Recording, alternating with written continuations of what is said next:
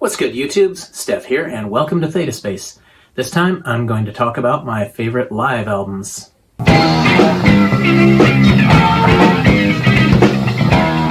So, live albums. I think most music fans like them, though I've known a couple of people who don't. Robert Fripp, the Crimson King himself, has likened studio albums to a love letter and live albums to a hot date. Myself, I like a good live record, particularly from bands that I never got a chance to see live in their prime, or even at all, and I'm most partial to the albums that capture an entire concert, or at least can do a good job of faking it. I have a short list of what I regard as the best live albums from some of my favorite bands, although not all of my favorite bands are on this list. Pink Floyd never really did a good live album, for example. There's just the first disc of Ummagumma. Although there's also the Pompeii film, which has probably the best officially released version of Echoes. I've also kind of cheated by including 3 concert videos, 2 of which don't have accompanying album releases, but I listen to my ripped MP3s from those discs a lot more than I watch the actual DVDs, so I think of them as albums too. And at the end, I'll mention a few live albums that disappointed because they should have been better.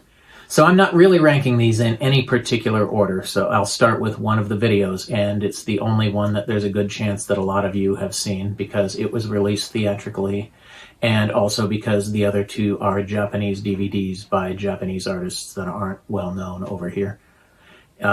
Anyway, the video is Stop Making Sense by the Talking Heads. This is one of the best concert movies ever, and I like the incremental accumulation of the onstage group, starting with David Byrne by himself and building up to the full 9-piece band. It was a really cool way to start.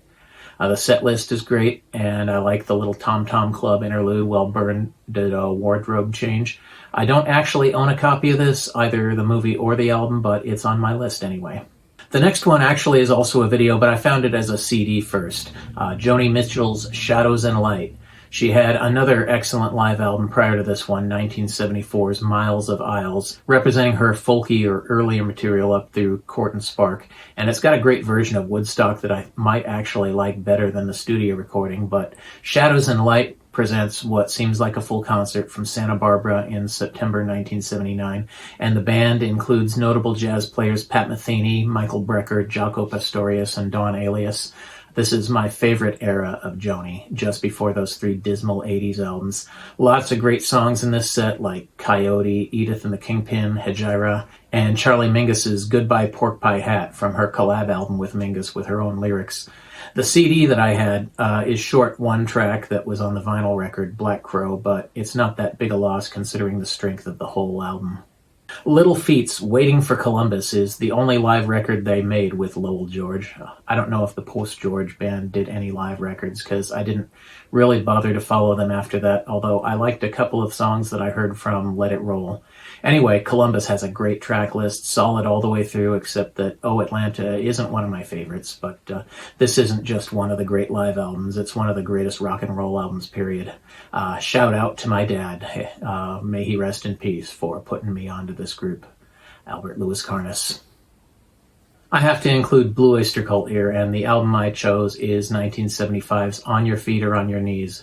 It's a close call between this one and 1982's Extraterrestrial Live, but I go with the earlier album because it's still the original lineup, and it's got material from the first 3 albums, the black and white period. All good songs, although I would have preferred to have Astronomy on here instead of the 2 cover songs that close the 4th side. ETL has Albert Bouchard mostly absent, replaced on drums by Rick Downey and on vocals by Eric Bloom, who does fine singing Dominance and Submission and Cities on Flame, but Albert is really the voice of those songs. Astronomy is on the 1978 live album Some Enchanted Evening, but that album is on the disappoint list mostly for only being a single LP. I'm of the opinion that a live album must be at least a double. A single disc of 40 minutes or less just doesn't deliver enough of that concert experience. One album that over-delivers in that regard is 1973's Yes Songs, which was a triple album on vinyl. It's got pretty much every great Yes song ever recorded up to that point except for South Side of the Sky from Fragile.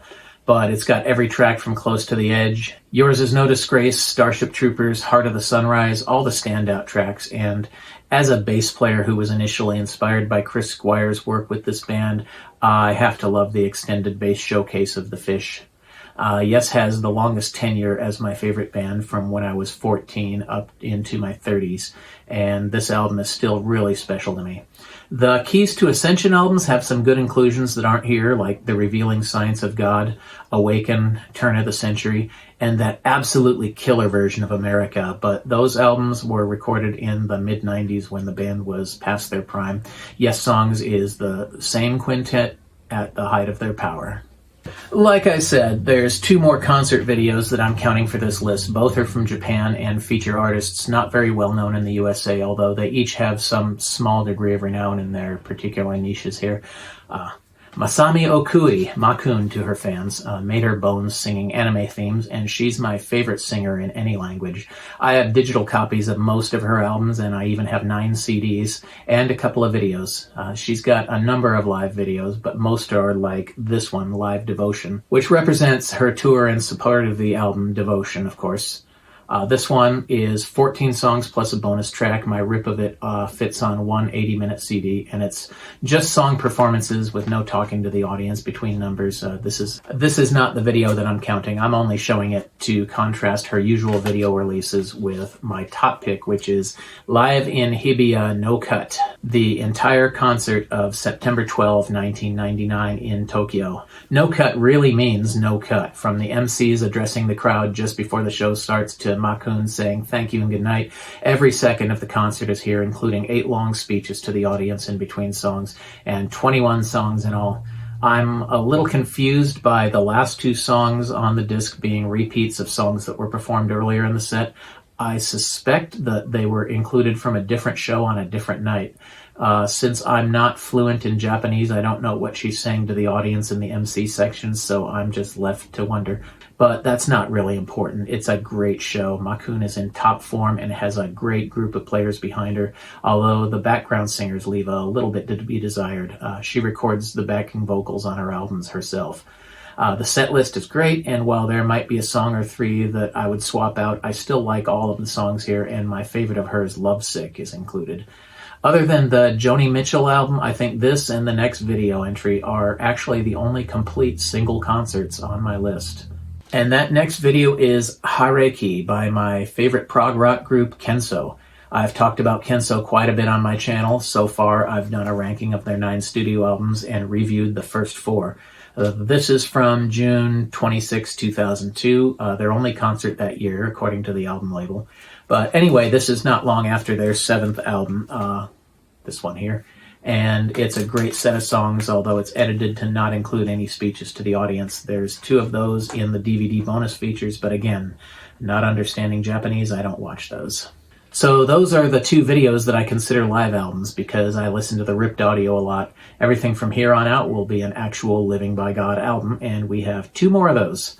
I might have put Frank Zappa's Roxy and Elsewhere in this spot, except the second volume of You Can't Do That on Stage Anymore series is the entire show from Helsinki, Finland in 1974. It's actually a bit of a cheat because it sounds like a whole show from beginning to end, but Zappa and the band played 2 shows that day, a matinee and an evening show, and the track list was compiled from the best of both shows. There's a lot of songs from the Roxy album repeated here. A killer version of Inca Roads that the guitar solo was lifted from for the version on One Size Fits All. And my favorite ensemble that Zappa ever toured with. This is basically the same as the Roxy lineup, but stripped down to a 6-piece with only Chester Thompson on drums and Napoleon Murphy Brock on flute and sax. Still with George Duke on keys, Ruth Underwood on percussion, and Tom Fowler on bass. The only place this album really drags is in the first half of Dupree's Paradise. It takes a long time for them to get to the actual piece.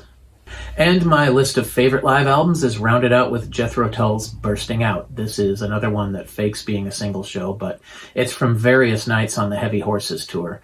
It had me fooled for the longest time, though. It begins with a European MC speaking in what I think is Italian to the audience before switching to English to announce the band.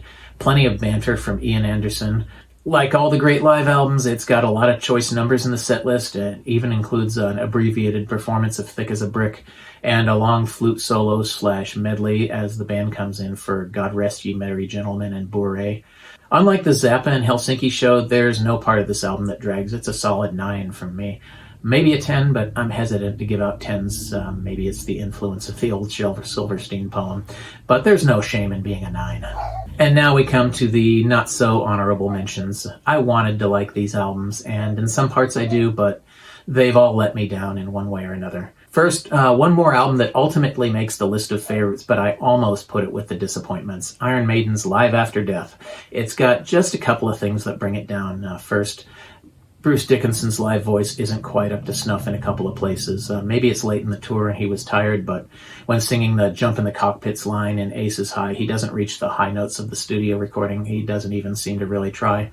And the long audience participation part of Running Free drags down the energy for me. It's boring.